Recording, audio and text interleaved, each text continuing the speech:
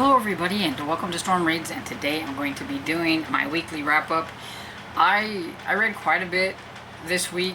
There was a lot of them that were really short because I was still doing my spooky middle grade, but I did get 10 done and I'm really excited, and I liked all of these pretty much. So yeah, there wasn't a bad one in the bunch really. I did find one that I a couple that I really enjoyed, and then pretty much the other ones were, very enjoyable to average. And so I'm not going to talk a whole lot about them because I don't want to make this video too long. So I'll just kind of give a highlight and what I thought about it, if I can, without rambling. We'll see how it goes. So the first one I have is Something Wicked by L&O. It is the third book in the Spirit Hunter series. This one has a cosmetic product that making people old, and Harper's older sister Kelly is working at this cosmetic place on the mall, and she notices that her sister is starting to look different and act different, and so she's going to have to use her spirit hunting abilities to save her sister. And that's pretty much what is going on in that one, and I enjoyed it. It kind of left it to me to where there could be more than just the 3 in this series, but it said it was a conclusion on Goodreads, so we'll see. Maybe she's leaving it in case she wants to make more. I don't know. We'll see. But I gave it 4 stars. And then I have Valentina Salazar is Not a Monster Hunter by Zorada Cordova. I probably butchered that. I apologize. I gave this one 3 stars. It was just okay. Of course, it's about Valentina, who her family used to be part of monster hunters, and they used to hunt monsters, and then her father decided that there has to be a better way, and so he decides to break off from the family and to be monster protectors. So they hunt the monsters, but they hunt them so that they can send them back home to where they belong and things like that. Not everybody is very on board with that, and especially when something happened to their father, and so they're not doing any of that anymore. They're not supposed to be messing with hunting, but the Valentina, she wants to keep doing what her father used to do, and so that's kind of it. And they have to try to get to this one place where there's a dragon egg, but it's not really a dragon. It's one of the monsters, and it's not a nice monster, and they want to try to get to and kind of protect that and the people that actually have the egg and stuff. So it was okay. It was enjoyable. Definitely not on the spooky side. This one was more fantasy adventure-y type to me, but it was good. And then I have the only non-middle grade book, which was No Parm No Foul by Linda Riley, and I'm just not a huge fan of this series. It's the grilled cheese mystery series, and I didn't really like the main character in this one. Carly just kind of rubbed me the wrong way. I didn't like how she treated Ari a lot, and it just, kind of ruined the whole thing, the whole vibe. And so yeah, but of course it's a cozy mystery, so there is a murder and then sleuthing and all that good jazz, and surrounds the grilled cheese eatery, and there was a contest and all that kind of stuff. And 3 stars. Just, it was okay. Then I have No Place for Monsters by Corey Merritt, and this one was super cute. I listened to it on audio, and I followed along with the ebook that I had out from the library, and because it had some really fun graphics and stuff in it, so that was fun. And it was only like 4 hours on audiobook, so it was super quick. But this is about Levi, who doesn't really have any friends, and he meets this very odd girl named Kat, and Kat's telling him all about like aliens and UFOs and things like that, and he's like, what? But she's like one of those like right up in your face kind of people, and she was just, very strange. And but they make good friends, and so it's them kind of trying to figure some things out. There's this monster kind of in the woods, and they've got to figure out what was going on with this monster. It's taking people, it's taking kids, and then the people don't remember who they are. Like, his little sister got taken, and his mother and his older sister don't even remember, but he kind of does because of something that happened and everything, so he can remember. And then the monsters made it to where like nobody remembers them, and so now they've got to try to figure out what's happening so that they can get their lives back or whatever. And so yeah, it was cute. It's the first in a series, and so I will be continuing on with that series to see what happens next with those two, because Kat was just funny. She was just she was a strange child, and I liked her. 4 stars. Then I have a Ravenfall by Kaylin Josephson, and this one is kind of more along the lines, I would say, of like a fantasy for middle grade. It had like some light spooky moments, and this one is about Anna and her family are psychics, and they each have like different kind of ability. And the thing is Anna's ability is like when she touches somebody, she sees death. It doesn't necessarily mean something that's going to happen. It could be something that happened in the past. Somebody, maybe the person she touched witnessed a death or something like that, or caused a death or whatever. And so she doesn't like her ability, and she doesn't like to be out in the middle of people. She doesn't want to use her ability and stuff. And so she's kind of like the odd one out. And then she meets Colin, who is, he has come to Ravenfall because his parents have died. His brother has gone off to try to find someone, and he's been told to go to Ravenfall, and he has no reason why. But here he is. She meets him, and she notices there's something different about him, and that she had seen a vision of him, and so she thinks this is her big thing. She needs to help Colin figure out what is going on, and they find out that he is a certain type of supernatural being and has abilities and all that kind of stuff too. And yeah, it's the first in the series, and I really enjoyed it. It was a lot of fun. I gave it 4.5 stars. So the next one I have doesn't really fit in with like spooky middle grade or anything like that, but I do have the 10th book in the How to Train Your Dragon series, which is How to Seize a Dragon's Jewel by Cressida Cowell, and I gave this one 4.5 stars. I do believe these just get better and better as they go, and they do get thicker too. And they still have all the fun and weird like graphics and things that are in them, things like that. But yeah, I can't really talk about it without giving things away, but like some things that happened in the last book with Hiccup and everything is just ramped up a lot in this one. And yeah, they're trying to find this jewel and trying to stay alive and trying to survive the dragons because of some of the things that happened in previous books. And I really liked it. Give it 4.5 stars. I listened to it on audiobook. David Tennant is awesome with this series, and so yeah, I just really liked it. And I think that if you like these kind of books for kids, that you should try this series if you haven't. So the next one I have is an NetGalley e-arc that I had called The Twig Man by Sana Rasul. And this one was, you know, it was decent. I think I give it 3.5 stars. It's about Ari, whose sister like a year ago had gone missing, and his parents think that she's ran away. He thinks that something happened in the woods. There is this saying about the Twig Man, and it says like, beware the Twig Man, the Twig Man's hex, beware the Twig Man or you'll be next. And it's all about the woods that are beside where they live.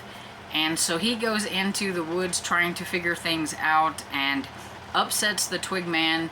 And so then he's got to try to figure out how to defeat, you know, the Twig Man and get his sister back and all that kind of stuff. He meets a boy there in the woods too, and the boy is helping him along with that, but his parents just don't believe any of that, so it's pretty much on his own trying to figure things out.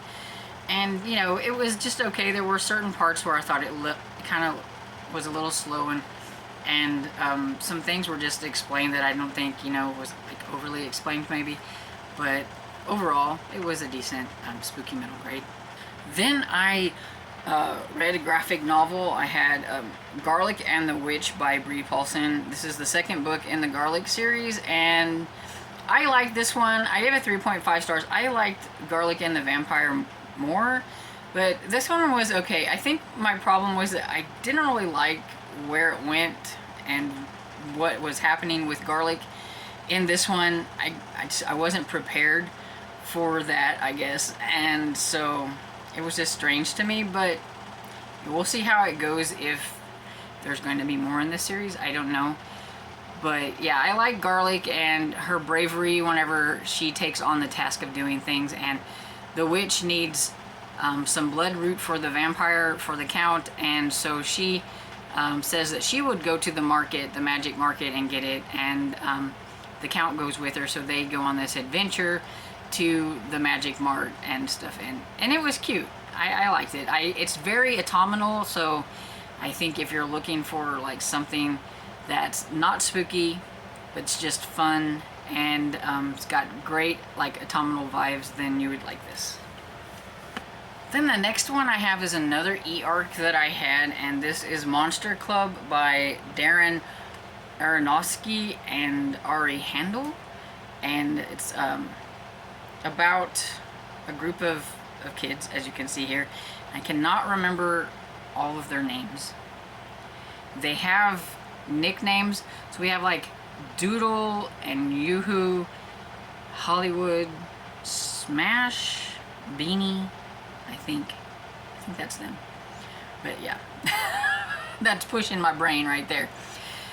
But anyway, they draw pictures and everything. They draw monsters, and they have this thing called the Monster Club, and they are, you know, it was fun whenever they were younger, but now they're getting a little bit older. And Hollywood, who's grown up really tall and lanky and stuff, is, you know, kind of got his eyes on a girl an older grade than him, and so he doesn't want to be in the Monster Club anymore. And some of the other ones are kind of along the same way. They don't want to be in the Monster Club. And Doodles, who is the one that created the Monster Club, he gets very, very upset, and he ends up kind of fighting with his friends and making them all mad. And it's about his father. His father owns King's Wonderland, and it got hit by a hurricane and got messed up really bad. They got a lot of the like junk from the King's Wonderland in their house, and he ends up, because of some things at the beginning with one of the boxes, and inside this box was some kind of goopy stuff. And when he ends up getting in a fight with his friends and gets detention, his mother takes away all his art supplies. And so he figures, you know, hey, I think that was some kind of ink. And so he decides to put that ink into a magic marker, and when he draws his monster, it comes to life. And, you know, their little monsters, you know, were fine. It's when the bad boy, who, you know, the bully, gets a hold of some things that some things just don't quite go right, and you have like a really big epic like monster battle towards the end. I liked it. I give it 3.5 stars. You know, it was just okay. I thought it took a long time to get to the point to where these monsters were being made. And also, when I was reading this, I kept thinking, this sounds so familiar. And I was really proud of myself for actually thinking, I've read something like this before. And I had. It's called Monsters Unleashed. And I don't remember who the author was, but it was about 3D printed monsters that came to life. And these are just regular drawings that come to life. But I kept thinking, have I read this? This sounds really familiar. Like the whole concept sounded like super familiar and stuff. So yeah. So it definitely wasn't original, but it's cute. And I think if you or your kids like, you know, kind of fun monster books, that they would enjoy it. And then I read Camp Murderface. I listened to this one on audiobook.